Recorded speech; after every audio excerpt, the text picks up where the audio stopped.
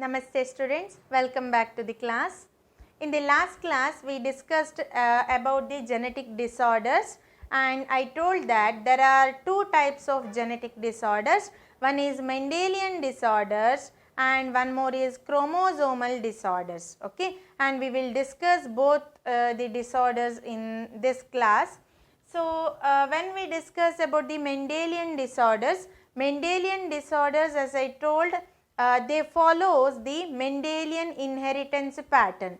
Okay, Mendelian inheritance pattern. That means Mendel, what he told about the dominance and all, these disorders follow those inheritance patterns. Okay, when the parents are affected, then automatically the offsprings gets diseased. This is what the dominance law says, or the law of dominance says. So, such Mendelian inheritance patterns are followed by these Mendelian disorders, and remember, the Mendelian disorders are due to the alteration or mutation in one gene.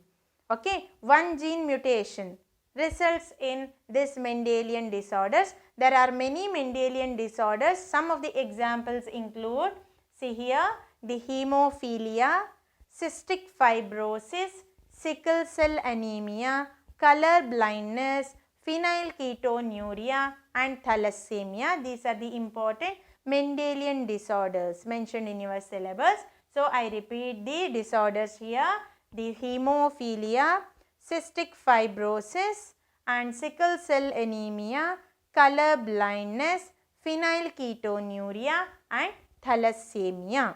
Okay.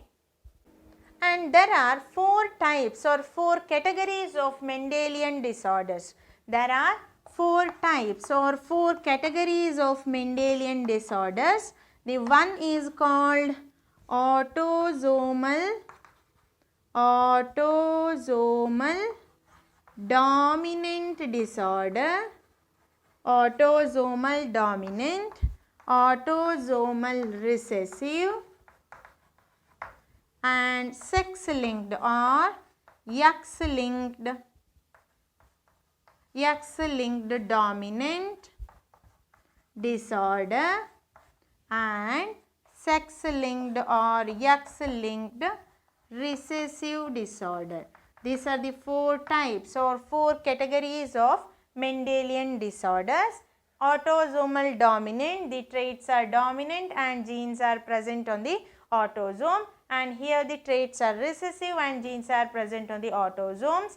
Then it is called as autosomal recessive. And in the next, X linked dominant, the traits are dominant and genes are present on the X chromosome. Here the genes are present on the X chromosome and trait is recessive. Okay, these are the four categories of Mendelian disorders. Let us discuss some of the Mendelian disorders. The first one we are going to discuss is hemophilia. Okay, one of the example for Mendelian disorder, that is hemophilia. And hemophilia is a sex linked, or you can say X linked recessive disorder. X linked recessive trait or recessive disorder. Hemophilia is a X linked recessive disorder. That means the gene for this disorder is recessive. Okay, in heterozygous condition that gene can't express itself and it's X linked because that gene is present on the X chromosome. Okay, it's a X linked recessive disorder, and this hemophilia is also called as bleeder's disease. Hemophilia is also called as bleeder's disease, another name for the hemophilia, that is bleeder's disease, because this hemophilia disorder is due to the lack of clotting factors. Because of the absence of clotting factors, hemophilia occurs. So, whenever we get a cut or the wound, the bleeding stops within a minute. Correct? So 1 ನಿಮಿಷಕ್ಕಿಂತ ಮೊದಲು ನಮ್ಮಲ್ಲಿ cut ಆದರೆ ಅಥವಾ ಯಾವುದೇ body ಪಾರ್ಟ್ಸಲ್ಲಿ cut ಆದರೆ bleeding stop ಆಗಿಬಿಡ್ತದೆ. But ಆ ಬ್ಲೀಡಿಂಗ್ ಯಾಕೆ ಸ್ಟಾಪ್ ಆಗುವಂಥದ್ದು? It's due to the clotting of blood, and that clotting requires some of the clotting factors in the body. Okay, clotting factors in the body, but the affected individuals or the individuals showing hemophilia, that individual do not possess any clotting factors. Clotting factors are absent in those affected individuals. Since clotting factors are absent, no clotting of the blood is seen, so it's called bleeder's disease. No clotting factor which results in the continuous bleeding. Okay, even the simple cut results in heavy bleeding because clotting is not possible because of the absence of clotting factors. So it is also called as bleeder's disease. And hemophilia is also called as royal disease. Royal disease because this hemophilia was seen in the royal family of England, that is Queen Victoria family showed the hemophilia because the Victoria, she was the carrier. Okay, that means she was heterozygous. Since it's a recessive disorder, that carrier Victoria or carrier do not show any disease, correct? But the other individuals shows disease. Okay, usually the males they show diseases in case of X-linked recessive disorder. Let us discuss why it happens. So it's also called as royal disease or the bleeder's disease. As I told, the hemophilia is due to the absence of clotting factors.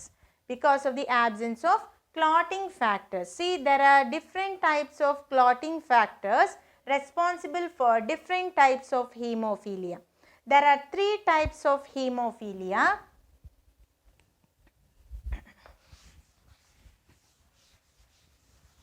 The first type is called hemophilia A or type A and hemophilia B and hemophilia C. These are the 3 different types of hemophilia due to the absence of different types of clotting factors. See, hemophilia A is due to the absence of clotting factor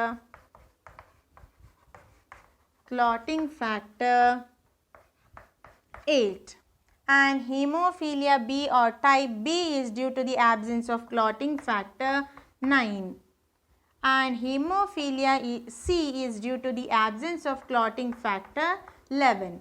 Okay, so these are the different types of hemophilia because of the absence of different clotting factors.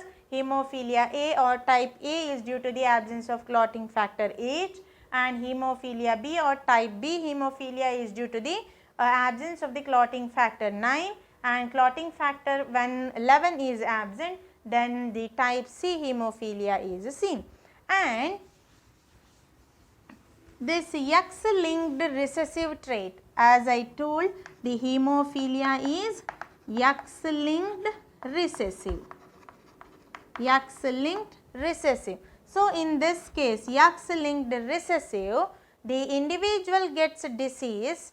If you consider the affected individuals, then the male getting diseased is common compared to the females getting diseased. Why it happens? Let us discuss. See, as I told, it's recessive. The capital H for the normal trait, that means presence of the clotting factor, the small h for hemophilia.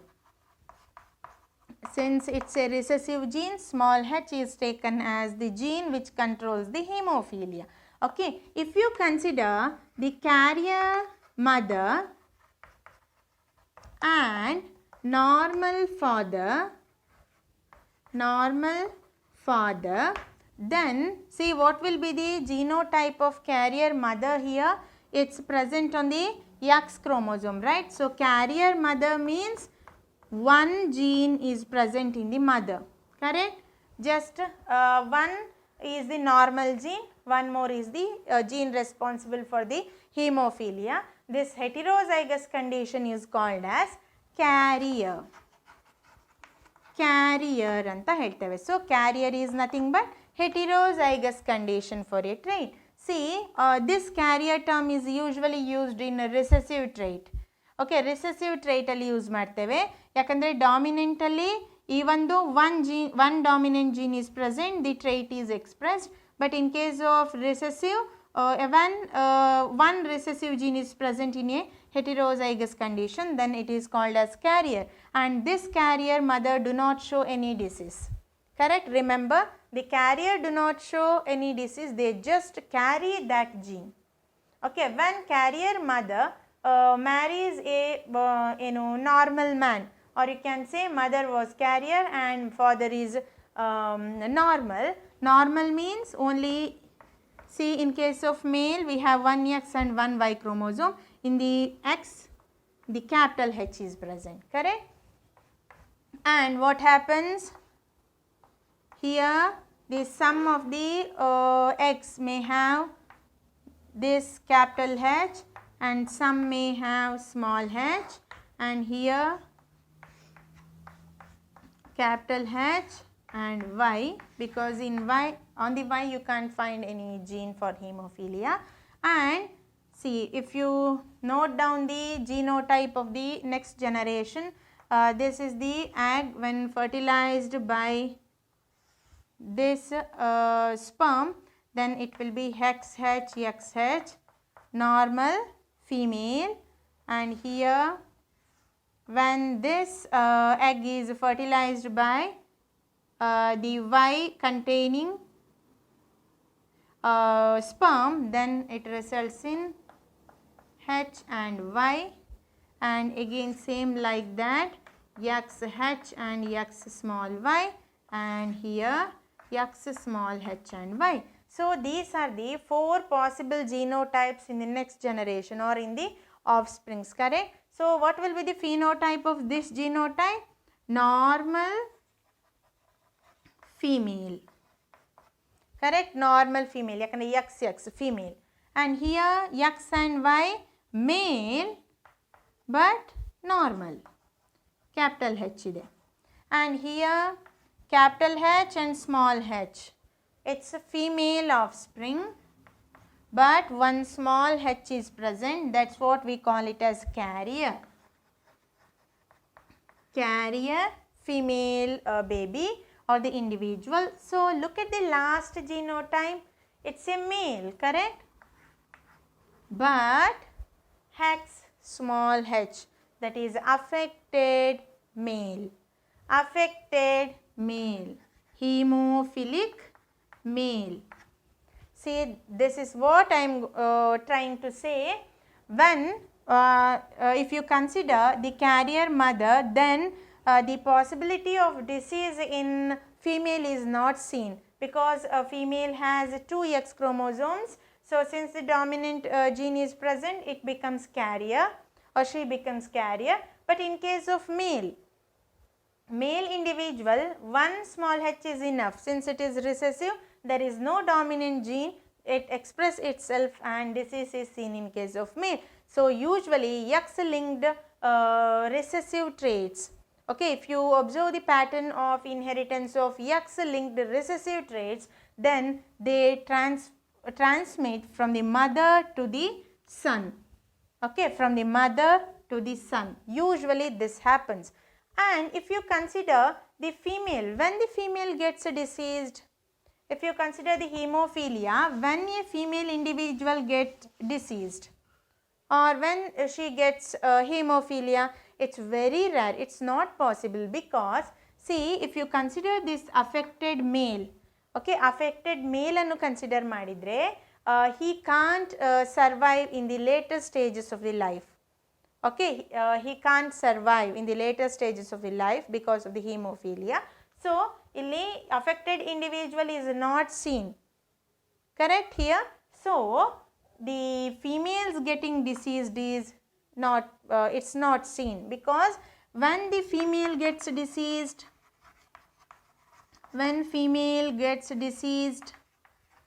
to get the disease, female should have this condition or this genotype. Both are small h here, and to get both small h, the mother should be at least carrier. Mother should be at least carrier and father should be hemophilic, correct? Why this case is needed? To get the female deceased, because carrier mother, what's the genotype of the carrier mother? It's X capital H, X small h, and hemophilic father is X, H and Y. And if you consider the progeny, then X capital H, X small h, here X capital H, Y, and here X small h, X small h, and X small h and Y. X small h and Y. See here, the female gets deceased. Even the male gets deceased, in that case also you can see that. But when the female individual gets deceased, the female, the mother should be at least the carrier and father should be hemophilic. As I told, the hemophilic man or hemophilic individual can't survive in the later stages. The hemophilic father possibility is not it's not possible. So, usually the hemophilia is seen in case of male and females will be the carrier. Okay. This much about the hemophilia, X-linked recessive disorder or X-linked recessive trait. One more Mendelian disorder we are going to discuss is color blindness. Okay, color blindness. Color blindness is also like the hemophilia. It's a X-linked recessive trait. X-linked recessive trait. It's same like hemophilia. Even the pattern of inheritance also resembles the hemophilia, because both hemophilia and the color blindness are X-linked recessive. Okay, X-linked recessive. And what is mean by color blindness? Blindness to the red and green color. Okay, so the affected individual, that means color blind individual, fails to distinguish between the green and red color. Okay, what is the reason for this color blindness, or why the individual becomes fail or he can't, or the individual can't differentiate the two colors like green and red? This is because of the defect in either green or red cone in the eyes. In the eyes. See, in our eyes we have photoreceptor cells. Okay, we have photoreceptor cells. Photoreceptor cells. So, what is the meaning of, what is the function of this photoreceptor cells? Photoreceptor cells, they help us to differentiate between the colors. Okay, when in color blindness case, when there is a defect in green or red cone, that means the photoreceptor cells which identifies the green or the red cone, red color, then that individual can't differentiate between the red and green color. Okay, so this color blindness is a Mendelian disorder. That means it is due to a defect in the single gene, and that individual shows a defect in the green or red cone, that is photoreceptor cells in the eyes. So, because of the defect in green or red cone, that individual can't differentiate the green and red color. And if you consider this X-linked recessive like the hemophilia, the females gets affected, or the chances of females getting affected is very less. It's just 0.4% in case of females getting deceased, but it's found that 8% of the males are getting deceased. So, chances of male getting deceased is high. Why it happens, we discussed in the hemophilia, right? Next Mendelian disorder is sickle cell anemia. Okay, sickle cell anemia, it's a type of anemia, and sickle cell anemia is an autosomal recessive disorder. Autosomal recessive disorder. And since it is a Mendelian disorder, what it means? This disorder is controlled by one gene. Okay, this disorder is due to the alteration or changes in one gene. Okay, and that gene has two alternatives. Okay, that is HBA and HBS. Okay, here the HBS allele or the gene is responsible for sickle cell anemia, and this is the normal one. So, what is mean by sickle cell anemia? You know that in our blood we have RBCs, right? RBCs, and RBCs, they carry the oxygen, correct? So, what molecule or which part of the RBC is responsible for the carrying of the oxygen? It's called as hemoglobin. Okay, hemoglobin. Hemoglobin, which is a protein present in the RBCs of our blood, nothing but red blood cells. They have hemoglobin, which is a protein molecule, and this hemoglobin is actually the carriers of oxygen. Okay, carriers of the oxygen. So, if you consider the normal shape of the RBC, normal shape of the RBC, it's biconcave. Okay, normal shape of the RBC is biconcave shape. But the individuals with sickle cell anemia, they show the RBCs which are sickle celled or sickle cell shaped RBCs are seen in the affected individual. That means crescent shape like this.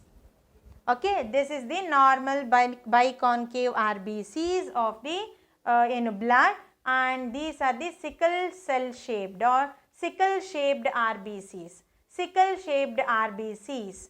Okay, they are crescent shape, half moon shape alli ide nodi, crescent shape alli ide. So, it is sickle shaped RBCs seen in the sickle cell anemic person.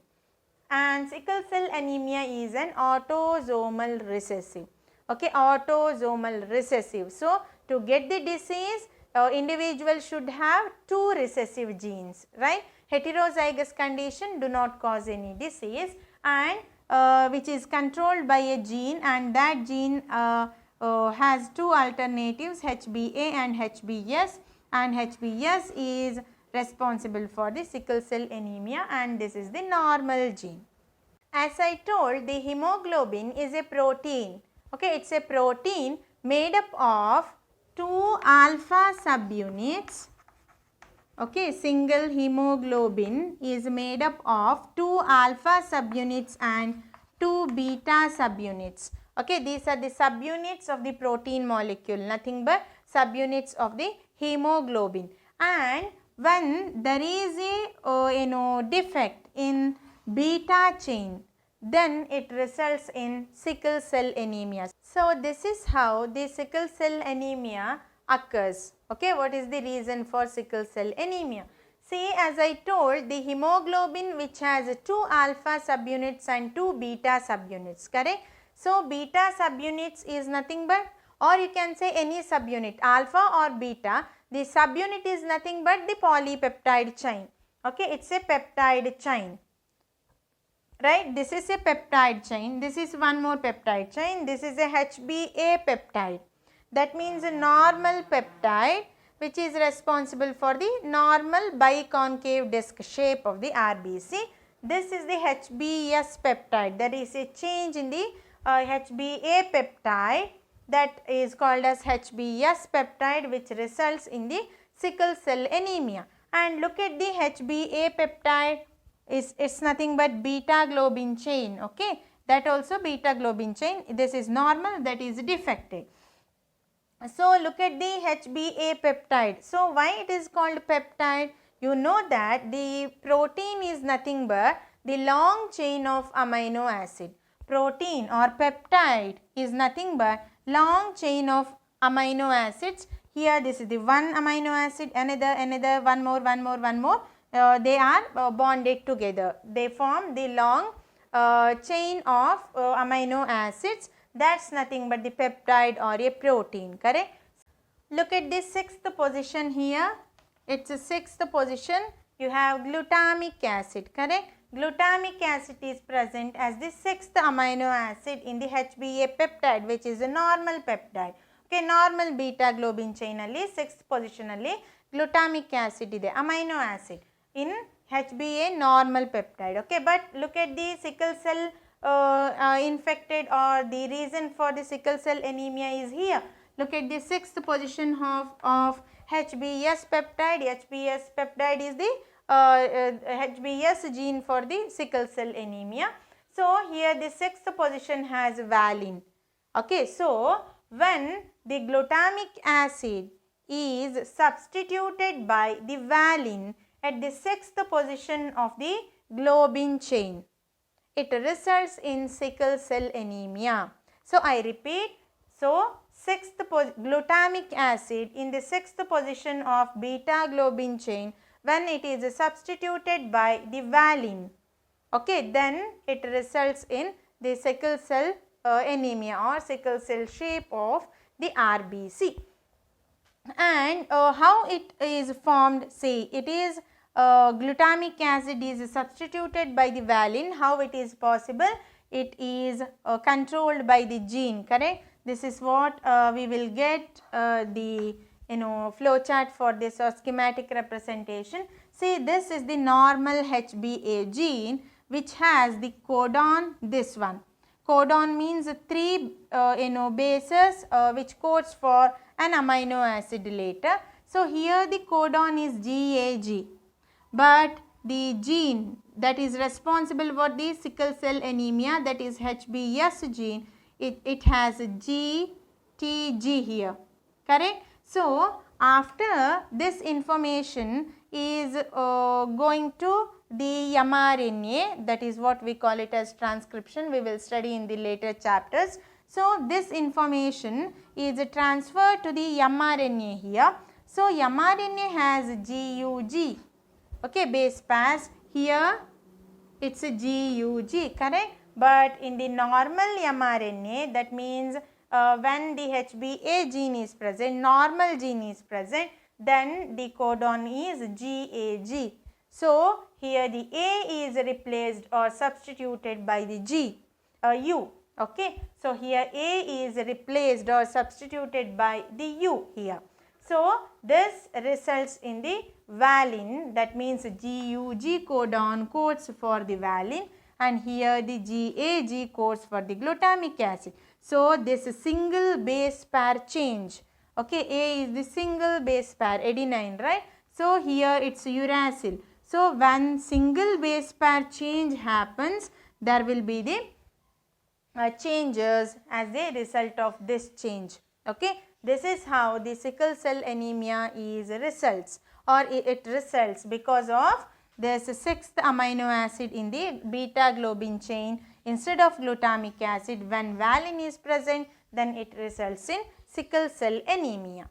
And sickle cell anemia, since it's an autosomal recessive trait, okay, it's a autosomal recessive trait, then the male and female getting diseased is in equal probability, okay. So, when both the parents are the carriers, okay, when the father is also a carrier and when the mother is also a carrier, both father and mother are carriers, then only the individual gets diseased, correct?